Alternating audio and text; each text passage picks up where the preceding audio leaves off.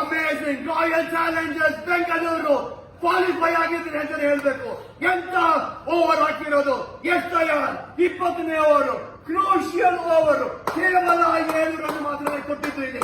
ಅದು ಮೊದಲನೇ ಬಾಲ್ 6 ಹೊಡ್ಕೊಂಡ್ಮೇಲೆ, ಅದು ಅಲ್ಲಿ MS ಧೋನಿ ಅವರು ಸ್ಟ್ರೈಕ್ ಇದ್ದಾಗ ಅವರ ವಿಕೆಟ್ ತಗೊಂಡು 3 ಡಾಟ್ ಬಾಲ್ ಹಾಕಿದ್ರು.